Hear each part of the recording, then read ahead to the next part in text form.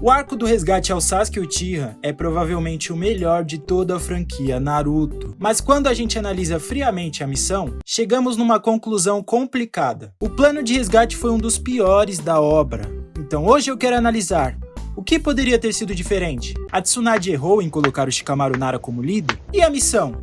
Realmente tinha chance de dar certo? Eu sou o Ibiki e bora pra análise.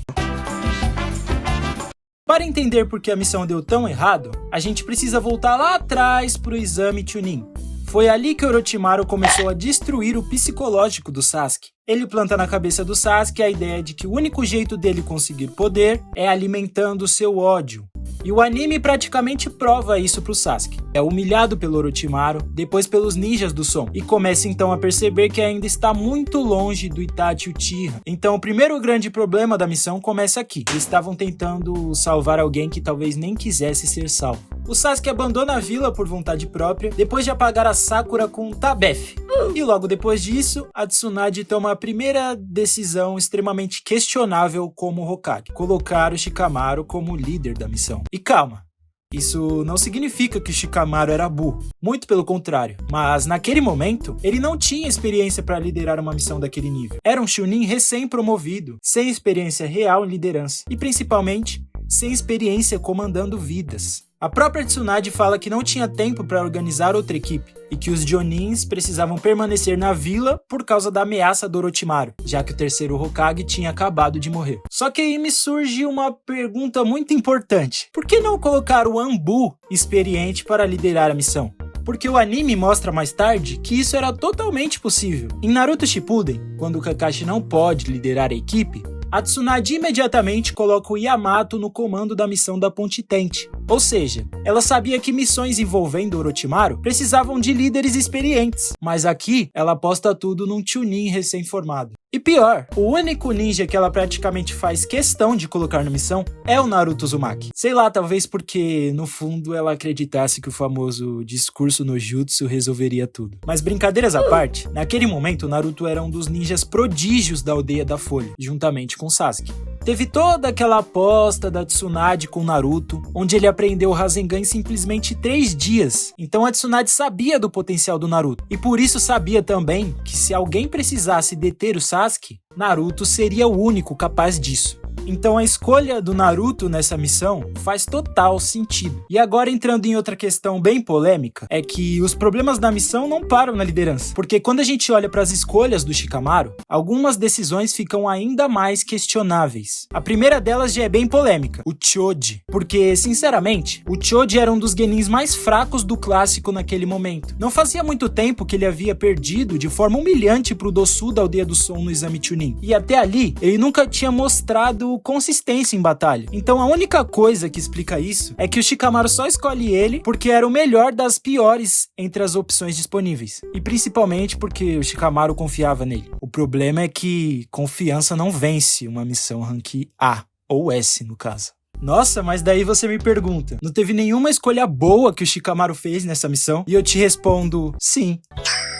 As próximas escolhas começou a fazer muito mais sentido. O segundo escolhido foi o Neji Hyuga. E aqui o Shikamaru acerta muito, porque o Neji provavelmente era o genin mais forte disponível na Vila da Folha naquele momento. O Byakugan dava visão de longo alcance, detectava armadilhas, monitorava chakra e ainda cobria os pontos cegos do grupo. Além disso, o Neji era frio, inteligente e extremamente eficiente em combate. Então, estrategicamente, era uma escolha obrigatória. E aí vem o Kiba com Akamaru. E essa escolha também faz sentido, porque o objetivo principal da missão era perseguição. Então ter alguém especializado em rastreamento era essencial. O Kiba podia sentir cheiro do inimigo, detectar suas movimentações e manter o grupo na direção certa. Ou seja, o Shikamaru claramente estava tentando montar uma equipe equilibrada. O problema não era exatamente a formação. O problema era que todos eles ainda eram genins, enfrentando ninjas muito acima do nível deles. E é aqui nesse momento que entra talvez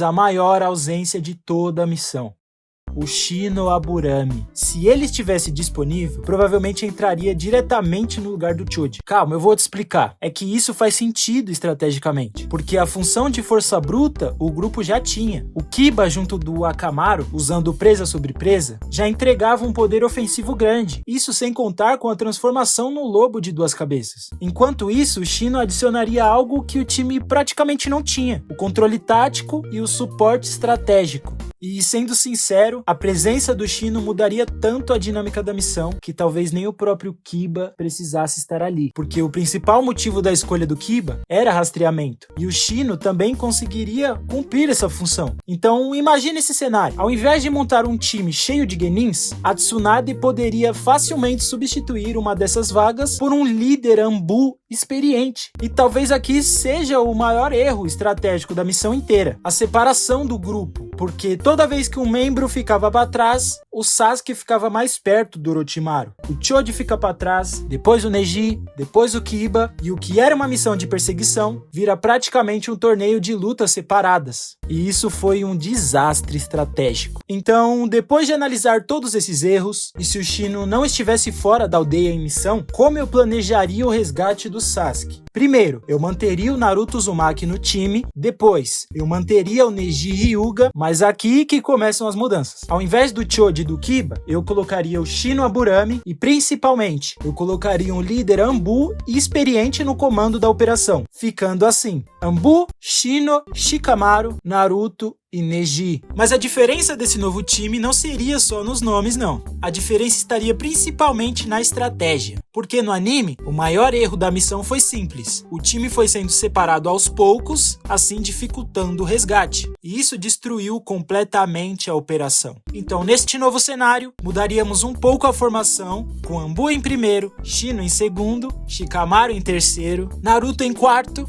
e, por último, Neji. Dessa forma que está aparecendo na tela agora.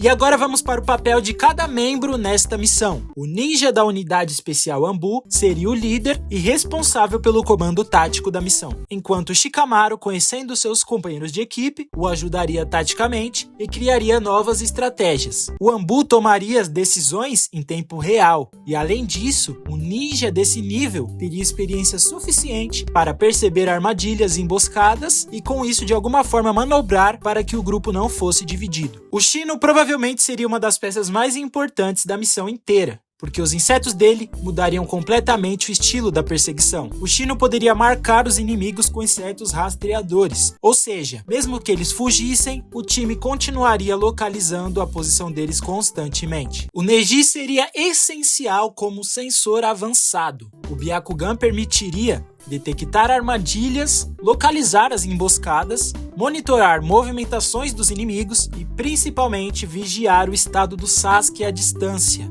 E isso impediria também ataques surpresas. E agora Naruto. Naruto provavelmente seria usado da forma mais perigosa possível, como pressão ofensiva constante, porque naquela época, mesmo ainda imaturo, o Naruto já tinha algo absurdo, que era resistência. Enquanto outros lutavam de forma estratégica, o Naruto poderia usar clones para pressionar, atrasar e desgastar os inimigos sem parar. E talvez, com essa formação, o grupo nem precisaria lutar separado. E com isso vem a pergunta: como a gente enfrentaria, com essa nova formação, como a gente enfrentaria os 4 ninjas do som mais o Kimimaro? Então vamos analisar esses possíveis combates. Contra o Jirobo. O Jirobo provavelmente cairia muito mais rápido, porque o maior problema dele era a força física, e isso é exatamente o tipo de inimigo que sofre contra a luta em equipe.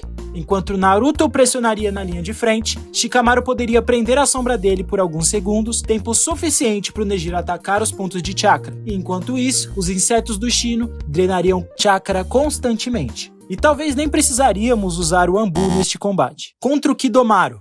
O Kidomaru também teria muito mais dificuldade, porque no anime, o Neji lutou completamente sozinho, mas aqui, o Byakugan do Neji, junto dos insetos do Shino, praticamente destruiriam a vantagem de distância do Kidomaru. Contra a Tayuya.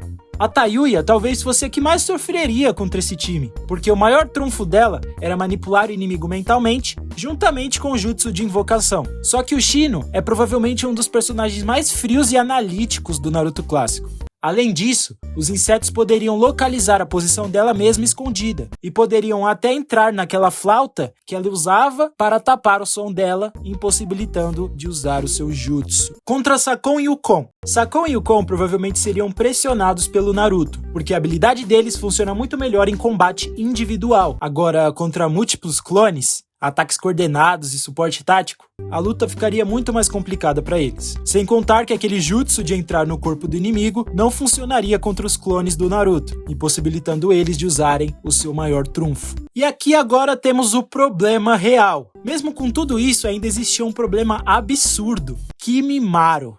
Porque, sinceramente, o Kimimaro estava muito acima do nível naquela missão. O anime praticamente deixa claro que se ele não estivesse morrendo de doença, talvez ali ninguém conseguisse parar ele. E é aqui que a chegada dos 3 ninjas da Aldeia da Areia continuaria sendo essencial, porque enquanto o time da Folha conseguiria lidar muito melhor com os ninjas do som, o Kimimaro ainda exigiria reforços absurdos. Então provavelmente o Gaara ainda acabaria entrando no combate final. Mas dessa vez, com uma diferença importante, o resto do time chegaria muito menos destruído até o fim da missão. E sem contar que teríamos Rock Lee em ação também. E pra deixar claro, esses combates são pensando na ideia de que os ninjas do som deixassem um pra trás, igual no anime. Mas os ninjas da Folha não precisariam se separar, enfrentando o inimigo com 2 contra 1 ou 3 contra 1, tornando os combates bem mais fáceis e bem mais rápidos. E também é pensando se o Shino não estivesse fora da vila em missão, podendo assim ajudar a sua equipe a resgatar o Sasuke Uchiha. E talvez isso mudasse completamente o resultado da operação, porque diferente do anime, essa equipe não dependeria de batalhas individuais. E agora eu quero ouvir a sua opinião. O que você acha? Quem foi o maior culpado pelo fracasso da missão? A Tsunade, o Shikamaru, ou a Aldeia da Folha? Faria alguma mudança nessa formação de equipe? Deixe nos comentários. E aproveita, já deixa aquele likezão no vídeo e se inscreva no canal para ser notificado em vídeos novos. E é isso, eu vou ficando por aqui, tamo junto e até o próximo vídeo.